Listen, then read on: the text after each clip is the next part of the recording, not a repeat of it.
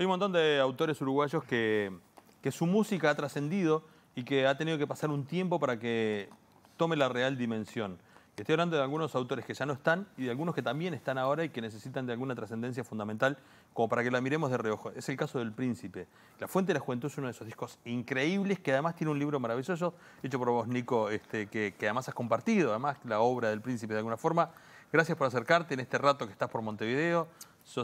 Tenés tanta mala suerte que vivís en la costa atlántica. Horrible, sí. Horrible. Y viniste a estresarte un poquito por acá. Pero este libro de La Fuente de la Juventud nos rescata al Príncipe en una de las obras fundamentales o más conocidas, pero nos rescata al Príncipe. Quiero pasar por ahí fundamentalmente. Han tenido que pasar mucha agua bajo el puente para que generaciones nuevas conozcan al Príncipe. Sí, hola primero y gracias por la invitación. Sí, de hecho es un libro que yo quería escribir sobre el Príncipe desde que lo conocí allá por el 92. Pará, ¿cómo lo conociste? Arranquemos de ahí. Él para presentar este disco, La Fuente de la Juventud, que se grabó en Buenos Aires en el año 91, formó una banda que se llamaba La Sinfónica y el baterista de esa banda era como un hermano, Alejandro Sekeli, que todo el mundo lo conoce como el Guki. Y yo iba con él todo el tiempo, hacíamos canciones, teníamos 18, 19 años. Y un día me llamó y me dijo, bueno, estoy tocando con un tipo que no es increíble. Y me mostró el cassette que el Príncipe le había dado para que sacara los temas de La Fuente de la Juventud para tocarlos con la banda. Y es lo que pasa con el Príncipe, que lo he hablado con muchos músicos, incluso cuando los entrevisté para hacer este libro, que la primera escucha, y yo lo pongo ahí, que es como en la canción Mandolín, ¿no? La primera es la verdadera. Lo escuchás una vez y es amor, y para mí fue impresionante y a partir de ahí yo empecé a ir a los ensayos. Yo estaba en facultad, había paro y yo tenía un trabajo que podía permitirme, los de mañana ensayaban y yo iba a los ensayos a verlos ensayar. Ahora me quedo pensando porque si bien al Príncipe se le reconoció tarde, a muchos músicos se los reconoció tarde, pero bueno, hay toda una serie de músicos de culto, Eduardo Mateo entre ellos. ¿Por qué tu fascinación con el Príncipe? ¿O fue porque lo conociste y también se dio la casualidad que capaz que no hubieras tenido oportunidad de ir no sé, al estudio a ver tocar a Arno Jans o a Mateo y sí con el Príncipe? No, bueno, sí, yo era fanático de Arno Jans, por ejemplo, en esa época y Mateo me gustaba mucho. El Príncipe, a mí con el Príncipe se lo compara mucho con Mateo. Yo creo que hay una diferencia importante con el Príncipe, que es que Mateo empezó siendo joven, muy famoso, en un grupo muy famoso. En cambio, el Príncipe realmente, cuando yo lo conocí, y mirá que nosotros tocábamos y recorríamos todos los boliches de la noche montevideana, y al Príncipe no lo conocían ni los músicos, en ese momento, ¿no? Solo algunos músicos que habían tocado con él. Y lo que pasa con el Príncipe es eso, es magia, es cuando lo escuchás y a los músicos que tocaron con él les pasó cuando lo escucharon por primera vez, se enamoran de él. Y de hecho, como él no tenía difusión ninguna, en general iban a un boliche, y esto me lo han dicho varios, iban a un boliche y se cruzaban con él, o en un toque que tocaban ellos después, se cruzaban con él en ese toque y le escuchaban una canción y decían, wow, yo tengo que tocar con este tipo. Claro. Y varios de los músicos de la Sinfónica me dijeron que eso era lo que les había pasado, lo habían visto tocar y fueron a decirle, loco, yo quiero tocar contigo, no importa cómo, dónde, pero quiero tocar contigo. Hay un documental re lindo del Príncipe que está buenísimo. Bueno, está todo el trabajo de su hija. La hija, ¿no? De Lu, sí. Y el documental, y ha rescatado casi 600 canciones inéditas del Príncipe.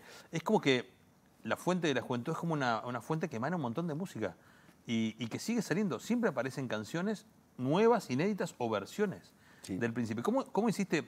Yo sé que en esta colección de humo es como sobre un disco. Sí. Pero ¿cómo se hace para ceñirse con todo ese conocimiento a decir todo lo que tenés para decir a través de un disco nada más? Bueno, esa para mí fue la parte más difícil, la estructura, porque yo quería hablar del... Claro. Esta colección es sobre un disco, como bien decís, entonces tenía que... No podía faltar eso. Centrarme en el disco, ¿no? Y además era a través del disco que yo lo había conocido, digamos. Aunque ese disco, y además es un disco que es mítico porque nunca se editó El Viviendo, en fin. Sí, sí. Y entonces la estructura fue lo más difícil, porque a la vez yo quería hablar de él. Y entonces finalmente a lo que llegué es a lo más simple, aparentemente, que es a seguir las canciones del disco, tema por tema, claro, pero la estructura narrativa por ahí. En las letras, digamos, análisis de las letras, hago análisis de la música y de la letra, y en las letras trato de ir metiendo trozos de su vida dependiendo de lo que diga cada letra. Por ejemplo, la primera, que es Cosmic War, que habla de una mujer y cosas, yo lo relaciono porque a mí me parece que la letra y las canciones de esa época, con su separación con Gilda, que es la mamá de Liu, en la segunda, en fin, voy haciendo que de cada letra una parte de su vida, y así fue como digamos, lo hice. Nico, yo, bueno, estuve fisgoneando, como se dice, en tus redes sociales, y había una publicación en la que hablabas, primero que tu idea original era que se llamara de otra manera el libro, que ahora quiero que nos cuentes cuál era el nombre y por qué, más allá de que obviamente por requerimientos de la editorial tenía que ver con el disco, se terminó llamando La Fuente de la Juventud. Y lo otro también de que en el proceso creativo también como que arrojó luz sobre una época oscura. Sí. Desarrollando las dos cosas. Lo primero es que yo quería que el libro se llamara Cuando éramos sagrados, que es un verso de la canción Gato Egipcio, que es una canción que es de esa época, es de los años 80. De hecho, es la primera canción que graban con Sadi, que es el productor de La Fuente de la Juventud, en casa de Sadi, con las máquinas de Sadi. Y hay una versión impresionante que se puede escuchar en YouTube. Y yo quería que se llamara así, Cuando éramos sagrados, porque la sensación que yo tengo es que cuando conocí al príncipe es esa época de todos, que todos hemos vivido, de esa época cuando realmente somos sagrados y creemos que podemos hacer todo, ¿no? O sea, después la vida te pasa por arriba. Nos comprometemos a tenés que full trabajar, con exacto, lo que crees. pero lo que yo creo sinceramente es que el príncipe, como nunca transó en absolutamente nada, siguió conservando esa trascendencia, esa cosa sagrada, y eso es lo que transmite su música. Y por eso hoy, no solo en Uruguay, sino en toda América, incluso en España, se escucha y la versionan desde Manu Chao hasta todo el mundo, ¿no? Y la segunda parte de la pregunta, bueno, había muchas cosas que yo quería contar del príncipe, porque, por ejemplo, cuando vi el excelente documental, hay 3 documentales del príncipe. Sí. El más reciente es el de Liu, Espíritu Inquieto. Y nada, yo creo que se ha ido construyendo una imagen del príncipe que es como si fuera una persona, como un héroe romántico, que era como etéreo, ¿no? Sí, sí. Y bueno, y el príncipe, como todas las personas, de carne y hueso. Claro, tenía una parte que no era, ¿no? O sea, esa parte luminosa había también como en toda la gente, sí, ¿no? sí. Y entonces, bueno, nada, yo quería ser honesto conmigo y en el libro no solo hablo de él, también hablo de mí, o sea, también como que no quería tampoco sacarle la piel y yo permanecer inmune, ¿no? Claro. O sea, quiero decir que, bueno, esa es tampoco es una cosa que no hay ningún crimen, ¿no? Pero como hablar de la persona más allá del héroe, que él lo es también, ¿no? Ese héroe compositor. ¿Cómo ha sido la reproducción de este libro fuera del ámbito musical? O en el ámbito musical más joven y, por ejemplo, en Argentina, por decir un lugar donde el príncipe ha generado mucha raíz. En Argentina no hay. O sea, el libro es bastante reciente. Sí. Pero han tenido gente que te ha escrito. Unos meses. Pero sí que me han escrito lectores. A mí una parte que me preocupaba muchísimo, porque yo no soy músico, es que cómo lo recibían los músicos, ¿no? Claro. Porque yo ahí hago análisis de las canciones desde el punto de vista de arreglos y cosas. Si bien me asesoré, ¿no? Y me gusta mucho la música, pero bueno, y la verdad es que todos, incluso los que participaron de esa época y los que aparecen ahí, dijeron, realmente se mostraron muy agradecidos. Y a mí eso la verdad me emocionó porque no me dijeron nada de la parte, o sea, no detectaron ningún error, pero no te además, llevaste insultos. No me llevé insultos, pero además dijeron, qué bueno que plasmaste esa época, porque no había nada de esa época. De hecho, las grabaciones no hay nada de la Sinfónica. No queda nada. Era una banda increíble realmente, y no me crean a mí, digo, todo el mundo que escuchó la Sinfónica tocar en vivo, había una magia ahí. Sí. Y no ha quedado nada. Y entonces todos dijeron que bueno que plasmaste esto, y después de gente común que me ha escrito, o sea, yo en el libro pongo mi email porque pido que me hagan porque el príncipe vendía unos cassettes donde él te ponía las canciones que vos querías en una época, no sé, ¿qué canciones querés? Entonces hacés tu top 10 y él te grababa y los vendía. Entonces yo le pregunto al lector cuál sería su top 10 y doy el mío, ¿no? Sí, coincide con un tiempo también en el que, por ejemplo, Martín Muguerza y Carlitos Plá están trabajando con la Rana Rakata también, recuperando el príncipe. Hay como renacer. Está buenísimo que se genere toda esa sinergia. Es increíble porque yo quería hablar con Plá, porque Plá era el bajista original de la Sinfónica, que después cuando él se fue sustituido por Leo Anselmi.